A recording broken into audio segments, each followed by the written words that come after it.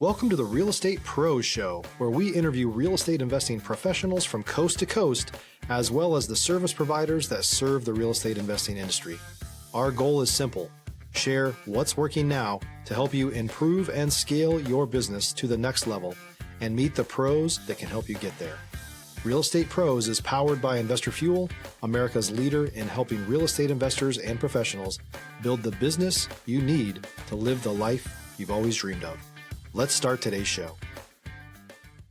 Property insurance for real estate investors doesn't have to be difficult, but it does need to be there to protect you when you need it. MyInvestorInsurance.com not only provides insurance at 15 to 30% cheaper than traditional agencies, it's built specifically for real estate investors like you. You can set up an account in about 2 minutes, get quotes on properties, turn on and turn off insurance for your fix and flip or rental properties in around 2 minutes without having to talk to anyone directly, all through our portal. There's no better way or faster way to make sure you've got the coverage you need to protect you, and no more lengthy policies either. Once you're set up, you're billed monthly and prorated by the day for however long your policy is active. It's powered by MSI, the third largest independent MGA, with 1.5 million customers and more than $1 billion in cumulative premiums written. Get set up today in about 2 minutes at myinvestorinsurance.com/fuel. Hey folks, welcome back to another episode of the Real Estate Pros podcast. I'm your host, Dylan Silver, and today on the show we have Robert Costomiris, who is the president of Myome Equities, a private equity firm helping investors passively invest in real estate with projects nationwide. Robert, welcome to the show. Thank you for having me. Appreciate it. Absolutely. At the top of the show, I always like to ask folks about their background, but also their entry point into the real estate space. Because a lot of folks, it's not in their blood, and it may seem like, how do I even get in? I'm a teacher, or I work in government, or I have a business and a sales career, but I'm not in real estate. How do I partake in this? So how did you get in? So I have funny. My wife won't think it's so funny, but an interesting way that I got in. I was on Wall Street at the time, and my business partner was like, "Hey, there's a house by me that's for sale. I think we should buy it. We'll rent it out, and we'll have an income-producing asset." So I'm like, "Let's go." It was back in 2006, so we went in, and I had to bid it up, and there was no money down on the mortgage, and we know what happened in 2007, 2008. We got done after we put in about $100,000 into the house. We had a realtor come in. I was like, before we finish, let's have a realtor come in. I want to know what we can get for rent and how fast they could rent it out and what that looks like. Our mortgage at the time was $4,500. She says, "I could rent it out for you for $2,000. That math does not math. No, not at all. I was a little upset about that. And I said to my partner, I said, "Hey, this house is by you. You didn't do any research or anything to figure this out." And he's like, "Well, you just went with it." I was like, "Well, you knew what you were doing, so I didn't think to question it." Long story short, after a long time, we lost a lot of money, finally got out of it almost 12 years after that. And that is my first foray into real estate. But I never went to college or anything. And I told my wife the money that we wasted on that project was an expensive one, but it was my lesson into real estate. And it wasn't until years later that I finally got into real estate. But I did learn a very hard lesson in that property. And I carry it through to today. It's something that, when they ask me to bypass inspection, I'll never bypass it. There's certain things that I just won't do. And after that deal, was there a growing phase? Was there a lot of interest in real estate, but from a distance, or No. were you active in other ways? No, well, personally, I had bought and sold almost 3 or 4 houses to live in, and with just buying and selling those, I got to learn a little bit more. But I was on Wall Street until 2021, and it was at that point that I had met. Well, I mean, I knew him for about 10 years before that, but I'd met my current partner, and he said he wanted me to come work for him. I told him he couldn't afford me. And then finally we got together, and I learned his business was a lot bigger than what I thought it had been. And here we are now, and we're a growing firm. We're not doing we're not doing a lot of deals, but we're getting to that point where we are starting to in a breakout mode where we're starting to do more and more deals. And this year we should probably do a lot more than we've ever done. And we could probably spend a whole show talking about just capital raising, and we'll definitely touch on that here. Um, but to go a little bit deeper into the background and to fill in the gaps here, what was the time period between that deal when it wasn't the easiest, it was Yeah. maybe a learning experience, and when you became part of the Myome Equities? So that closed out in about 2015. So I lied. It wasn't 12 years. It was what, 9 years? And I didn't start here until the end of 21 to 22. Stop living on an island and join the #1 mastermind in America for professional real estate investors. Investor Fuel is a community of hundreds of the nation's top investors working together to build stronger businesses and better lives. In addition to the amazing community of real estate investors acting as a board of advisors for one another, Investor Fuel members have access to 100% funding on purchase and repairs for our members only, a health insurance program, and benefits and discounts that more than pays for the membership of most of our members, meaning it's actually costing you money to not be a member of Investor Fuel. If you're looking to scale your business and build a business that allows you to live the life of your dreams, please visit investorfuel.com today and book a call with our team. Okay. So, There was a good there was amount of some time. years in there, did you know in the back of your mind that you would end up in real estate in the future? Nope, I had no clue. I thought my whole life was going to be on Wall Street and working as a financial advisor or running a firm or something along those lines. And when this came about is when I knew I always had it.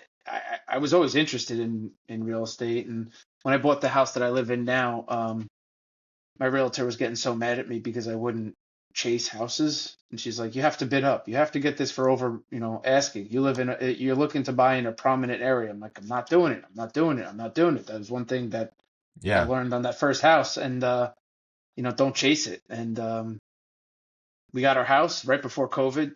This house that we're in now, right before COVID, and we're up substantially in it. Whatever. So as far as Zillow says, I don't consider we're making any money. But I'm the value's going up in it is what I'm trying to say. And Yeah, I mean the equity, I'm God willing gonna be a licensed realtor here in mid-April. I'm sitting for my license here in a couple days, Monday.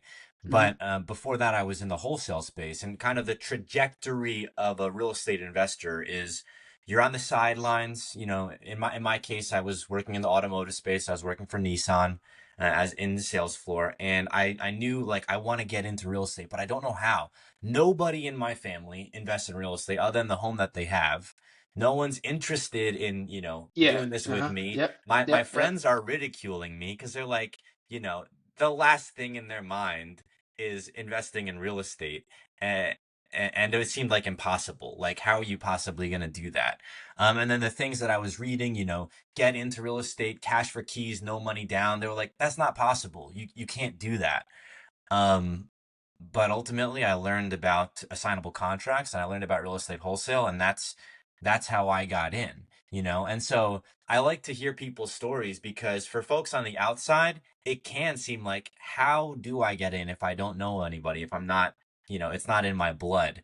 Yeah. But I It's also want, definitely it's go definitely ahead. a lot easier than what people think it is. It's not, I'm in a little bit more of a structured business, but it's not rocket science to get into it. I mean, look at some of the people that are in real estate. You have some of the, grittiest people, and I mean that with sincerity, meaning that they're hard workers, they just know what they want, they go after it, they know real estate's a secure thing, and then you have some of the smartest people who, look at spreadsheets and they could break down a deal within, 20 minutes and tell you if it's worth it or not.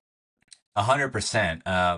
And I always tell folks who are on the outside getting in is you just have to fanatically network. Like you have to guerrilla network, be a networking junkie. And it's hard because it's unnatural, especially if you're in a line of work where you're not encouraged to be a self promoter.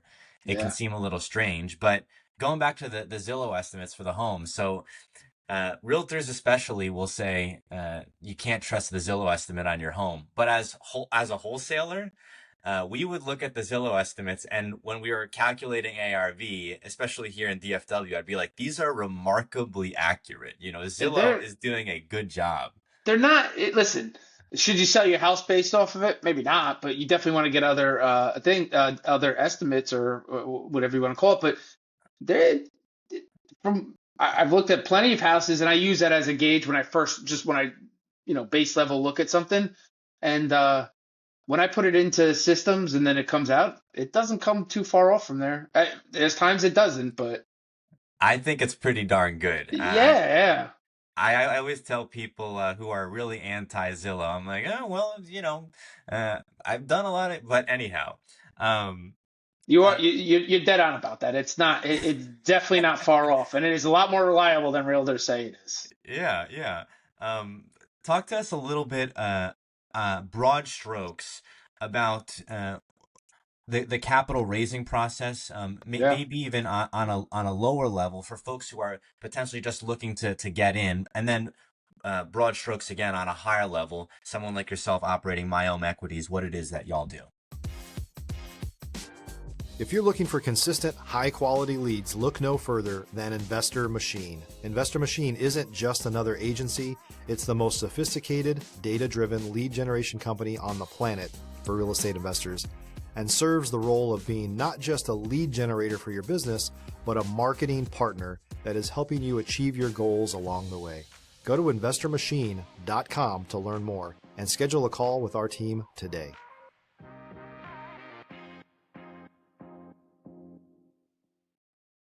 So when we buy a deal, we'll buy it through a combination of debt and equity. We use lending institutions that'll provide us a majority of the acquisition price, all of rehab, and then we'll go out and get what we call the capital stack. And the capital stack is essentially the cash to close. It's down payment, closing costs, legal fees, and carrying costs that the debt may incur. And as somebody who's getting into a property, that's basically what you need to close on a property when you buy it. On a high level, we provide that money. For them providing us that money, we pay a nice little return. We'll go out and look for accredited investors across the country to assist us in purchasing these properties. Now, if folks are trying to sell a deal to a hedge fund, would that be you guys, or is that something totally different? No, we've sold to hedge funds. We don't actively go after it. We market it to the retail. Hmm. We don't have portfolios per se. We do have, listen, we have multiple properties in multiple cities, but we're not that big where we're, putting portfolios together and selling it off. Plus, when you sell a portfolio, the properties you're usually selling at a discount anyway. So, each Would property will be 5 or 10% discount each, because they're taking multiple properties off your hands. would you guys be buying properties from, let's say, Oh, yeah, yeah. yeah. I'm sorry. I misheard that. Yes, yes, yes, yes, yes. We just Okay, looked so at we looked at 100 and something properties in Louisiana do just you go recently. all over the country? I'm in Texas. Are you guys out in Texas We do. too? We're actually doing a project in Dallas, Texas, on Melba Street, 200 Melba Street, I'm in gonna the look that up. Bishop Art section, where it's a development project. Yeah, that's cool. That rings a bell. I've been here for a couple months, well, more than that, since September. So I'm still getting the lay of the land. DFW is Yeah, huge, but yeah, yeah. um, uh, typically speaking, I think fix and flippers and wholesalers have ordinarily gone after investors that they know, they're kind of warm network, um, when they're looking for someone to buy a deal. Hmm. And you have Facebook groups, you have lots of opportunities to find an end buyer. But what I've been seeing a lot more of is this idea, where we call it like wholesaling, um, to a hedge fund. I've actually heard that's someone's motto in a group that I'm a part of.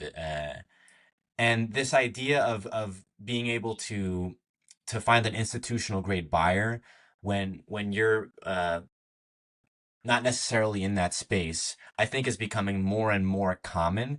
Are you seeing any of that? Are you seeing fix and flippers and folks in that space approach you more, or is that not something that you're seeing a lot of? So we have properties in Pittsburgh, and we had somebody approach us about our portfolio there. they just wanted it at such a steep discount, it didn't work out. So Right. because the market where it is, because the inventory where it is, even though we buy at such a steep discount, there's such slim margins on our properties that we can, but for us to sell at a major discount on each property, it's just it doesn't make sense for us. So we go to the market. We could sit on it for a little bit longer. We're not worried about that. Pivoting a little bit here, Robert, when your co-founder approached you to launch this project, Myome Equities, was it an instant, hey, this is a great idea? It sounded like there was a little bit of a process there. How did that relationship come about? If you're a new or newer real estate investor looking to launch or grow your real estate investing business, please check out Investor Fuel Club. It's a coaching community, but unlike anything you've ever seen before. And you can actually partner with members of our mastermind from coast to coast on deals right in your market. There's no better opportunity to build a consistent business than to literally partner with pros to help you avoid costly mistakes, avoid the need for capital to do deals, and help you eliminate your fears as you're starting your business. Learn more about Investor Fuel Club at investorfuel.com/club. No, there was more of a process because I really didn't think he could afford me. I thought he was doing one or two houses here and there. I'm like, how could this guy make enough money? And then to come to realize he had almost 27 houses in process at the time, and we haven't got the multifamily off the ground yet, but just because everybody wants $4 million for a two-family house or whatever it is, but there was an excitement there for me, and I've been here 3.5 years now, and we're at a real point where we're starting to take off, not extramentally where we're going to a couple $100 million, but we're really doing well, and we're seeing a lot of deals, and we're raising capital like crazy. So things are going well for us, and I could see the future getting even brighter. And I'm going off on a tangent. I forgot where I was going with that one. But No, that's okay. it's an excitement that I've had since, from the beginning to the middle of my career on Wall Street that I haven't had in a long time. And for folks who may not be familiar with exactly what it is, inside life of private equity in the real estate space, correct me if I'm wrong, there's two sides of this. There's raising the capital, and then there's finding the deals. And so you have to be able to do both, and neither one are straightforward. Right. This is probably a learning process for everybody who's involved when you're just getting into it. So do you handle both sides of that? Is the roles delegated there? How does that work? So we have a team. We have a proprietary technology that we use to find properties, but we also have a team of analysts that's literally sitting right outside my door. There's 5 of them. Some are doing land, some are doing REO, some are doing foreclosures, some are doing off-market stuff. But we have a team of analysts that are doing all of that. That being said, we generally don't work in this Westchester, where we're located, area here in New York, because it's a little more expensive. But I've been, with my network and the relationships that I've built, I've been getting a lot of deals. And, so I've been given the go-ahead just recently, not recently, it's been building up, but to kind of find something in this local area that's outside of our realm of our buy box, because generally we buy $800,000 and down. So now we're looking in the $1 million range. And I had a deal the other day that I got outbid on. So, but we were very almost contracts being drawn up, and we got outbid at the last minute. And that was a $1.3 million house. And then, so yes, I am doing both. So sorry, long-winded answer. Yes, I am doing both. Sorry about that. Do you feel like in order to be in this space, is there a specific skill set that allows people to succeed? You're the first person in private equity that I've spoken with on this podcast, and it's a hot term. But I think it's almost behind a veil and shield, if you will, because a lot of folks who are on the outside looking in, even in the real estate space, might think, oh yeah, well, how am I going to get into that? So how is it being in that space, and how did you grow? Was it a lot of growing pains, or was it like, hey, I had mentors, I had this, I've already done this on Wall Street in a way, so I'm familiar with it? Well, so coming from Wall Street, I always had a capital raising background, because you're always looking for money, and you always need money, and you always have to be growing. So I was never somebody who was afraid to get on the phones and call people, cold call, meet people, whatever I had to do. I've done it pretty much all. marketing wise on Wall Street. Seminars, cold calling, going out to chamber of commerces, meeting people, networking, whatever I had to do to go out and get business, I would. So then coming here, it's definitely a lot more creative, and having an open mind is a very good thing. And that's what I love about the real estate thing. One other thing I really love about real estate is on Wall Street, you have to pull teeth to get people to give you information, especially when it's about doing deals and what people have done in the past and what mistakes they've learned. It's the complete opposite in real estate, where most people are willing to help, I feel. I have experienced that too. And I was mentioning before we hopped on that, kind of the avatar of our listener is someone who's doing 50 plus deals, but we're going to have some newcomers on here as well. And it is somewhat shocking that people are more or less, not all the time, but more or less an open book in the real estate space. Yeah, you might have some instances where people can quite literally charge tens of thousands of dollars for a day worth of their time. But, you also have lots of instances where you'll go to a meetup and it's borderline free, and Yeah. they'll be giving you all the game like unsolicited right there. And you're like, wow, I should be paying you for this. Yeah. I think people want other people to succeed, because the more success people have, the more the real estate market keeps going. So that's just the way I feel. And I think it's very open. And I appreciate that. I do. Because on Wall Street, I go up to somebody that I see, oh, this guy raised $2 million on a certain deal. And I'd be the kid to get, hey, you mind helping me out? What did you do for that deal? And the guy, don't worry about it, kid. Get back on the phones and you'll figure it out. That was literally it. So, talk a little bit about the partner in Myome Equities. Was this someone that you had known for a while? How did he approach you? I had known him for 10 years, and I was in a position where I had sent out a text to 20 different people, and I said, hey, my contract's up in December. I'm not very happy here. I'm thinking about making some sort of change. Don't even know what that change is, but if you know anybody who could use my service, this is the exact text I sent. If you know anybody who could use my services, or you think I might be a good fit for, I'd be open to having conversations with literally anybody and everybody. And he called me as soon as I hit send. He called me, and I just picked up. And he's like, I want you. I'm like, wait, what? I'm like, no, I'm like, you can't afford me. So I had known him for, this was 2020. Yeah, no. So it was 10 years at the time I'd known him. And I don't think you understand. He's like, I have something going. I have something big. I need somebody like you to run it, this and that. And I'm like, I don't know, man. I don't know real estate. He's like, I don't know capital raising. He goes, you teach me capital raising. I'll teach you real estate. So I said, all right, this was over, several meetings and several months, but finally we came to an agreement, and then, I started here. Now, without giving away all the game, we're not trying to make competitors in your direct area. How can folks who are trying to raise capital, maybe even on a small level, what's some broad strokes guidance you can give folks in the real estate space who are trying to raise capital, maybe even just for a deal, to take down a deal? Don't be afraid to ask, and go to people you know. Just tell them what you do. The best thing is tell people what you're doing. Tell people exactly tell everybody what you're doing. Literally, the more people you tell about what you're doing, you never know what they're looking for, and they may even say to you, you know what, you're looking for you need money for that house that you're gonna buy. I'll give you the money for it. You never know. You never know. So tell everybody and anybody.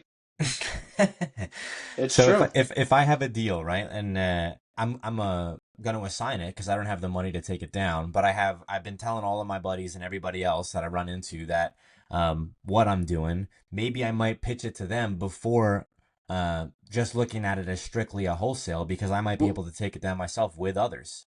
So two things happen with that. Whether your buddies are dead flat broke or whatever, pitch it to them first, because are your friends the ones that are going to tell you when you're fucking up, when you're telling it? Pardon my French, sorry about that. They're the ones that are going to tell it to you, right? They're going to tell Yeah. it to you straight. Number one.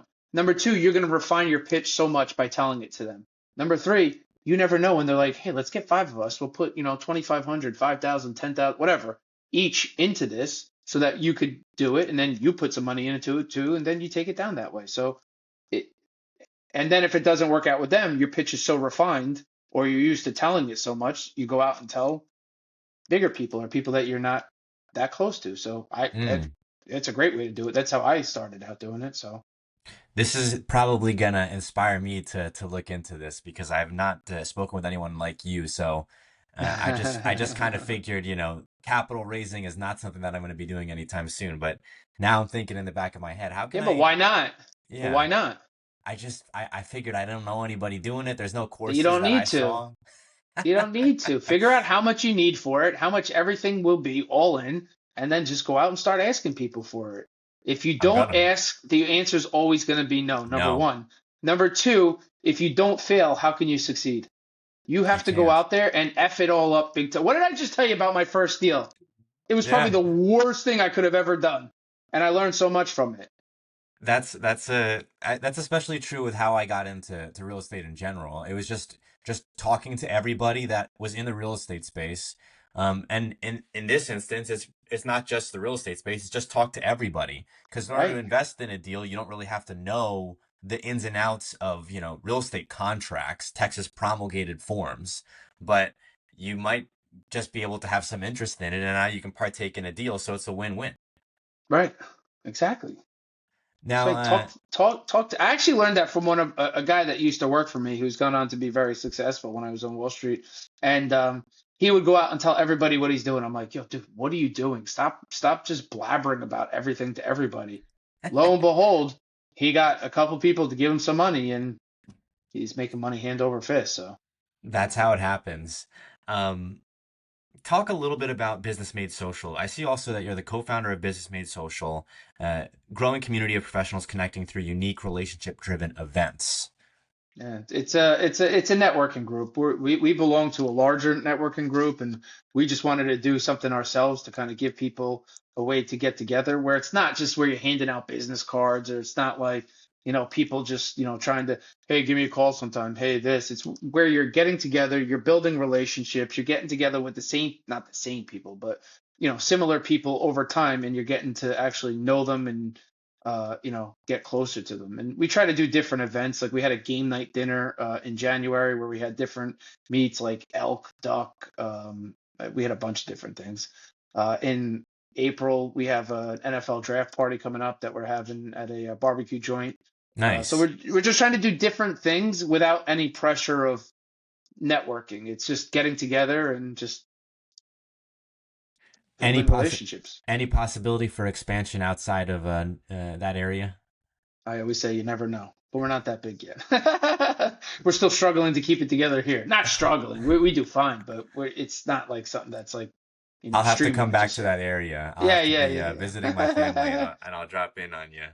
I do have to Um, come out to Dallas, Texas when we break ground on that project, so who knows? And I love Texas. this is honestly, I tell folks, um, if you're gonna be anywhere in the Lone Star State, I really do feel like DFW is the spot to be for real estate. I really, really do feel that way. I Well, was in. Go ahead. outside of Austin, it's one of the biggest growing, it's the fastest growing areas. It's Yeah. although because you have an established city, there's no boundary to the city. It just keeps growing. The thing that I like and dislike about Austin is feels like filled to max capacity, and the areas outside of Austin have more or less been filled up as well. And there's all these towns that are springing up along the way from Austin to San Antonio. It's like one straight shot. In DFW, you've got Dallas, Fort Worth, you've got North DFW, you've got Frisco, and then you've got all this open space between here and Oklahoma, and it's almost like becoming a corridor in and of itself. That we call it the 35 corridor. And so investors who are looking for opportunity have the ability to buy properties from DFW proper, where it's going to be at a higher price point, all the way up to Oklahoma, where it's a completely different ball game. And so Yeah. uh, it's a really great opportunity for real estate investors out here. But we are coming up on time here. Robert, how can folks get a hold of you? You could just reach out directly to me on LinkedIn, Robert Costomiris, or on Instagram, it's at ROBB_Costomiris. Well, folks, that wraps up another episode of the Real Estate Pros podcast, brought to you by Investor Fuel, the nation's premier real estate mastermind. I'm your host, Dylan Silver, and until next time, thanks for listening. Thanks for joining us for today's Real Estate Pros Show. You can learn more about the amazing benefits of the Investor Fuel Mastermind community, including surrounding yourself with hundreds of other rock stars, 100% financing for your deals, and members-only discounts from vendors you're likely already using that, as a member of Investor Fuel, will save you more than the cost of your membership. Visit investorfuel.com to learn more. If you're interested in joining us as a guest of this show, please visit investorfuel.com/pros to apply. You can also check the show notes for access to free resources, how to get access to world-class lead generation, and much more. Don't forget to subscribe so you never miss another episode. Have a great day. We'll see you on the next show.